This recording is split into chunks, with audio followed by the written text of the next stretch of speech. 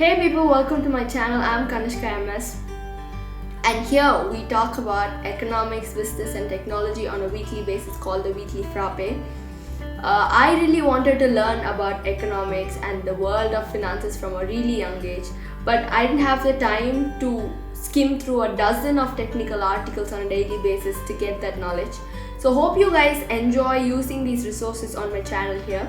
And today's topic is going to be about India's economic recovery post the pandemic and in the upcoming days. So let's get on with today's video. So getting on with today's frappe, that is India's economic recovery post the pandemic. First of all, let me give you a good reason to continue watching this video and get to know about such stuff.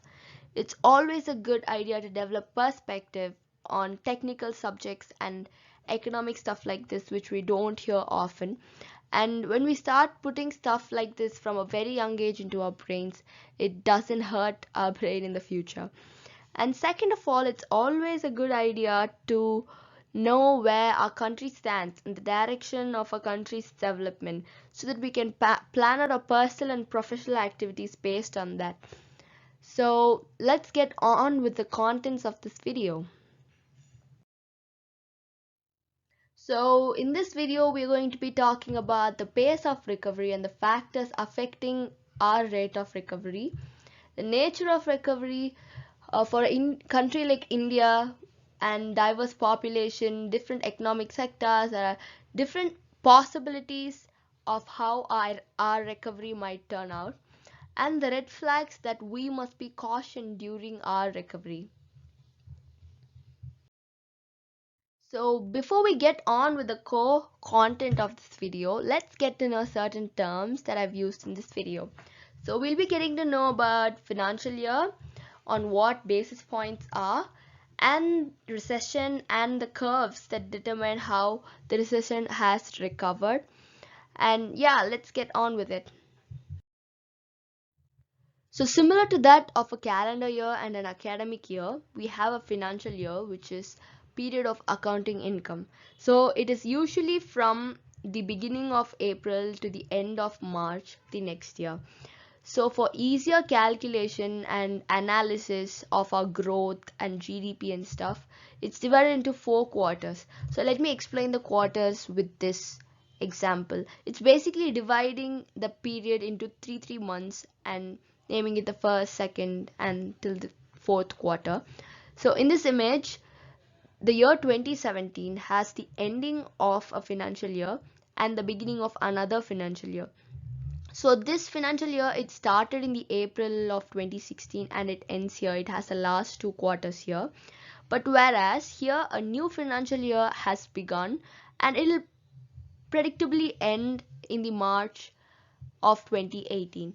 So hope you got that cleared, because we see a lot of FY and FY financial year and Q3, Q4 in a lot of technical and financial articles these days. So yeah, moving on. So as I said earlier, BPS is nothing but a unit of measurement, and it's usually used to measure interest rates, financial percentages and stuff. So it is 1/100th of a percentage. So if someone says X BPS increase, it is nothing but X by 100th percentage increase. So it is easier to have such a unit in figures rather than having complex percentages. So this is an example for you guys. So 50 BPS is nothing but 0.50 percentage. So to avoid decimals and percentages, it's good if we have whole numbers like 50, 100 in our figures. So yeah, hope you got that. So recession curves or the recovery curves. So recession is something that we went through during this pandemic. During the pandemic, we didn't go out, so we didn't spend a lot. So naturally, the producers didn't earn a lot. The middlemen between the producers and the consumers, salespeople, the workers who work at a shop, everyone, none of them earned that much. So the cash is naturally drained out of our economy. So our GDP hits a low, our economy is kind of hampered. during the pandemic it was hampered. Now we are slowly coming out of that. So from a recession, naturally we recover, and the whole world is recovering right now. So such a recession and its recovery is plotted down as a curve. So usually it's not just the GDP. Economists add certain factors that can positively or negatively affect the recovery. So as you can see, there are a lot of shapes, and each shape has a significant characteristic of recovery. So I really wanted to set the tone before talking about India's recovery about such economic terms, so that it's easier, and when you're watching it you're not vague about economic curves and stuff. So let's get on with the main topic. So let's get back to our recovery story. And there's one thing that we must keep in our mind, that all the data that we talk about is nothing but the projections of different economists and the perspective of different securities agencies that predict the recovery for India. And we'll have a clear idea, and we'll have the actual recovery story only when this recovery becomes a history for us. So that being said, let's get on with the video. So let's talk about the factors that affect the pace of recovery of our country. So first of all, vaccine rollout. This is a really important factor that we must talk about, and this has a huge part to play in bringing back the consumer sentiments about going out, buying, spending, and making the new normal more normal.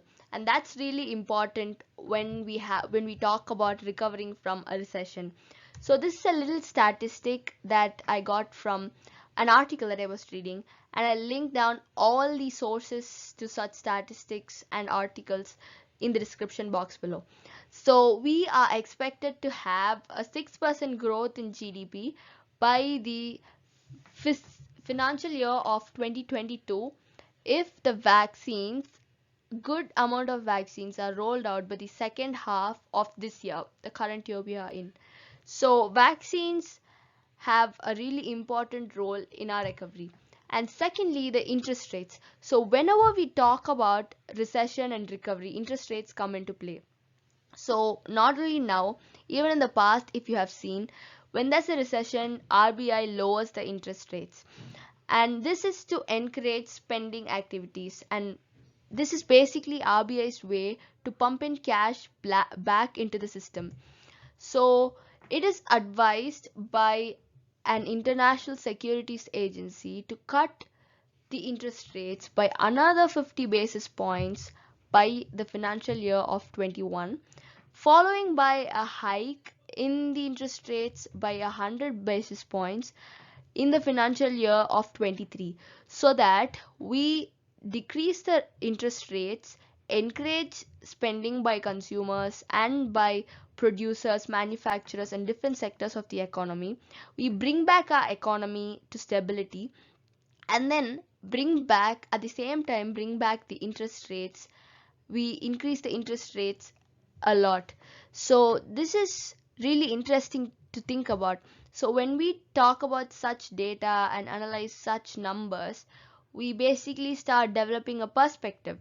So yeah, and the next factor that will determine the pace of recovery are government policy changes. So the budget that the government releases before every financial year, and the infrastructure bonds. And if you have noticed around you, each and every state government are taking unique steps to bring back the economy back to normal. For example, I was reading a really interesting article about bringing back economy from a recession. So there are two things that usually governments do globally. They either invest in infrastructure or on the younger population of that region, so as to bring back the economy. So I'll tell you how. For example, if government releases funds for infrastructure, basically they start giving employment to the people in that region. And not only employment, the raw materials are sourced, and contracts are given away. So thereby cash is pumped out in that region. So basically, to conclude the factors that determine the pace of our economic recovery from the pandemic, there are two important aspects that we must look at. The first one is the consumer sentiments. So whenever our consumer sentiments, we get back a positive approach in investing, in spending, in going out, and in pumping out cash into the system. Basically, our economy is set to recover faster. So yeah, let's move on with the nature of our. So now let's talk about the nature of recovery, which is the most interesting and important part. And here comes our recovery curves into play. So most of the economists and people in India, we feel that our recovery is going to be V-shaped. That is, we're going to be recovering as fast as we reached the bottom. And it's actually really optimistic, and it'll be really good if we have such a recovery. And from our home minister to a lot of economists and foreign securities agencies, they feel the same.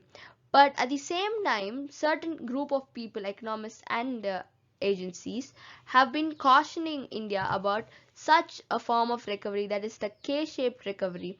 A K-shaped recovery is when certain group of the economy recovers faster while the others get left behind. So as we know, certain industries like the hospitality industry, tourism industry are highly hit, rather than industries like medicine and technological industries. So what they call is, this is the sugar rush, where the top 10% of the households of the country contribute to 25 to 30% of total consumptions.